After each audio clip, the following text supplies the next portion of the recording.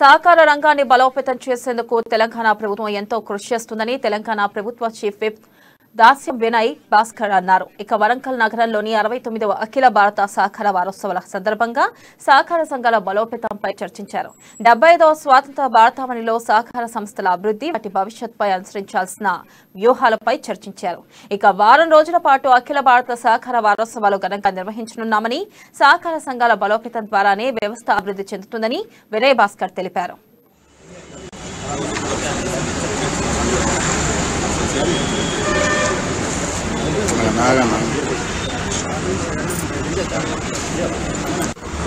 హన్మకొండ జిల్లాకు సంబంధించి గౌరవనీయులు ప్రభుత్వ చీఫ్ వరంగల్ పశ్చిమ శాసనసభ్యులు వినయ్ భాస్కర్ గారి చొరవతోని కల్పలత సూపర్ బజార్ కేంద్రంగా ఈరోజు ఇక్కడ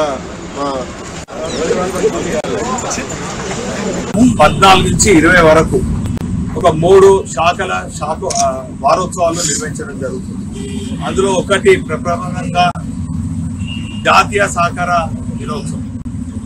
వారం రోజుల పాటు మరి ఈ భారతదేశంలో ఉన్నటువంటి అనేక సహకార సంఘాలు పెద్ద ఎత్తున సహకార స్ఫూర్తిని తెలిసే విధంగా కార్యక్రమాలు నిర్వహిస్తున్న శుభ సందర్భంలో తెలంగాణ రాష్ట్రం ఏర్పడిన తర్వాత కూడా గౌరవ ముఖ్యమంత్రి గారు మరి సహకారం రంగం బలోపేతం చేసేదానికి అనేక చేయూతనిస్తూ అనేక కార్యక్రమాలు రూపొందించడం జరిగింది.